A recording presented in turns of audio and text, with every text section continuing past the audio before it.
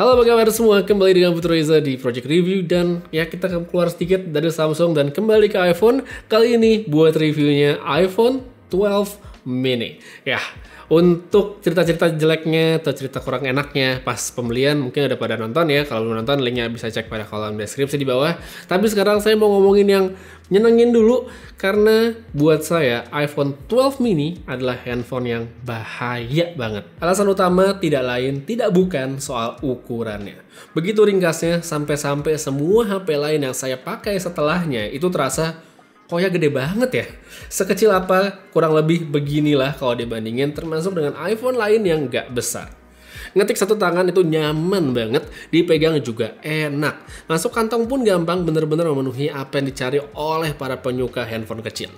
Tapi meskipun kelihatan kecil, berkat model bezel tipis ala iPhone terkini, layar yang di bawah ternyata masih tergolong cukup besar loh. Gimana enggak? Kalau dibandingin sama iPhone 7 Plus aja, yang dulu sempat dianggap handphone dengan layar besar, selisihnya itu cuma 0,1 inci. Untuk multimedia kayak nonton udah bagus banget, apalagi ditunjang kualitas panelnya yang emang jempolan. Main game juga sebenarnya cukup, cuma untuk ukuran layarnya mungkin bagi sebagian orang akan terasa terlalu kecil. Saya pun adalah salah satunya yang menganggap ini untuk main game terlalu kecil dan ruang geraknya itu terlalu terbatas ya kalau buat main game. Jadi buat mereka yang mungkin suka main game di handphone dan kepikiran dengan iPhone 12 mini, walaupun handphone capable secara performa, tapi layarnya ini terlalu kecil kalau menurut saya. Tapi ya balik lagi, itu adalah use case saya yang suka main game atau beberapa orang di luar sana. Tapi untuk konsumen lain yang saya yakin juga banyak sekali yang nggak main game, tentunya sih ukuran segini nggak masalah harusnya. Ngomong-ngomong buat apa, kalau soal kemampuan ketika digunakan, iPhone 12 mini ini nggak semini namanya. Chipsetnya masih pakai yang ngebut banget dengan A14, jadi buat apa aja itu nggak masalah. User experience-nya setara dengan iPhone 12 lainnya. Lalu sekarang ngomongin dari baterainya, ini adalah satu aspek yang sempat dikhawatirkan karena handphonenya punya ukuran kecil, jadi dikhawatirkan daya tahannya nggak tahan lama ya, jadi boros gitu katanya. Tapi apakah iya? Dari lebih dari sebulan pakai, saya bisa bilang kalau iPhone 12 mini ini ternyata awet ya. Awet karena saya bisa full charge misalnya dari jam 7 pagi sampai jam 7 malam, alias 12 jam kemudian saya masih dapat sekitar 20%-an ke atas ya. Tapi itu dalam catatan saya nggak main game. Jadi kalau buat user yang butuh handphone hanya untuk sosmed, chatting, browsing, dan segala macam, bukan seorang yang heavy user banget, iPhone 12 mini ini udah cukup banget sebenarnya untuk menemani aktivitas sehari-hari. Tapi bagi mereka yang power user, entah main game atau ngambil fotonya banyak, ngambil video dalam resolusi 4K, apalagi di cuaca yang terik, panas, segala macem, pastinya butuh power bank supaya nggak kehabisan. Karena ya balik lagi, ini bukan iPhone 12 Pro Max yang bisa dengan pede kita bawa tanpa perlu ada power bank. Terakhir untuk kamera, ini sebenarnya juga nggak panjang sih pembahasannya karena konfigurasi yang dibawa itu persis dengan iPhone 12, iPhone 12 persis banget. Dual kamera wide ultra wide 12 megapiksel adalah andalannya. Hasil fotonya udah oke sekali dan cukup yakin akan memuaskan pemakainya, terlebih urusan dynamic range. Hasilnya bagus.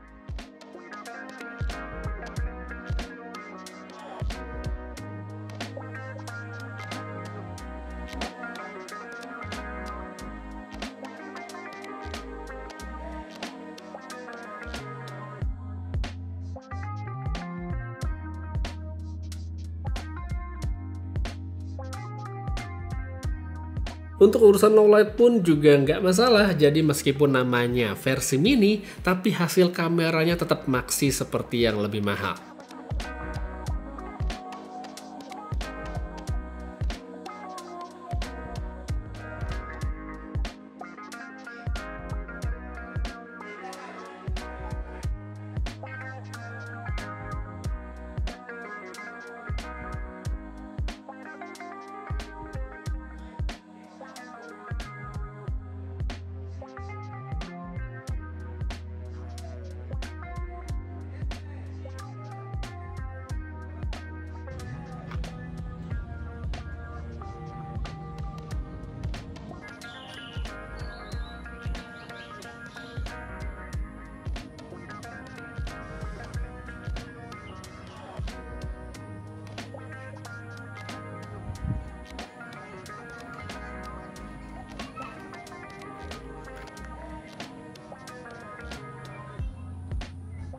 Oke, ini dia iPhone 12 mini.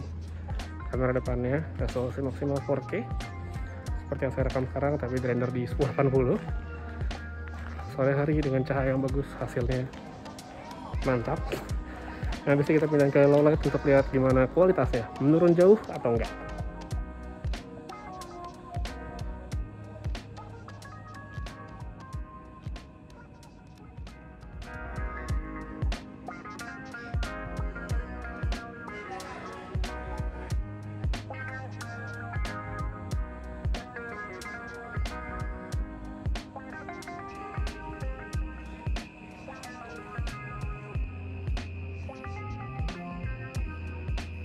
Oke, sekarang saya pindah ke dalam rumah, rekam kucing-kucing aja. Ini namanya Bobon, yang lagi tidur itu namanya Rendot.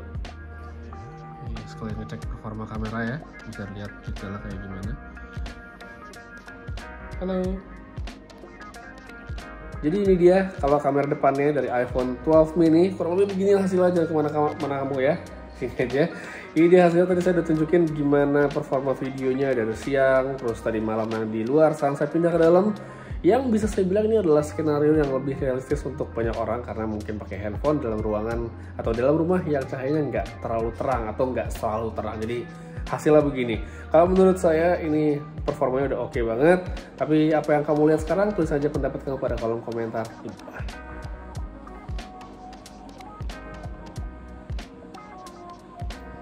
Overall, sebagai line up paling kecil sekaligus yang termurah, iPhone 12 mini ini yaitu dia bahaya dan menarik banget, karena ini akan sangat memuaskan nostalgia bagi para pengguna Apple lama yang kangen sama handphone kecil tapi powerful dan bisa dipakai untuk ngapain aja. Pokoknya user experience saya itu nggak berbeda kalau dibandingin sama iPhone 12 yang lebih mahal. Jadi bagi mereka yang suka iPhone kecil, ini adalah jawabannya. Tapi nggak cuma buat user lama iPhone, ini juga cocok banget bagi mereka yang baru akan beralih ke iPhone, lagi cari iPhone baru tapi budgetnya nggak sampai untuk beli yang iPhone 12 Pro, apalagi yang Pro Max. Pengen yang lebih murah? Tentu saja jawabannya adalah iPhone 12 mini. Alternatif iPhone murah lainnya sebenarnya juga ada, kayak iPhone SE generasi kedua ini. Tapi kalau dibandingin sama iPhone 12 mini, jelas ada perbedaan dari segi desain, terus dari chipset, kamera, dan tentu ada ya bagian depannya ini lah yang ada tombol home sama enggak.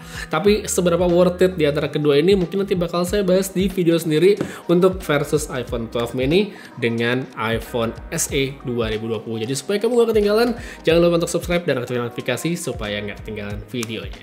Untuk sekarang kayaknya segitu aja untuk pembahasan tentang iPhone 12 mini-nya. Semoga berguna untuk referensi dan semoga kamu bisa mendapatkan barangnya dengan gampang, karena saya cek beberapa kali barangnya ini masih sold out, baik itu di Digimap atau di iBox. Jadi ya kalau dapet ada yang harganya oke, dibeli aja kalau emang pengen, karena barangnya tampaknya masih cukup susah untuk saat ini.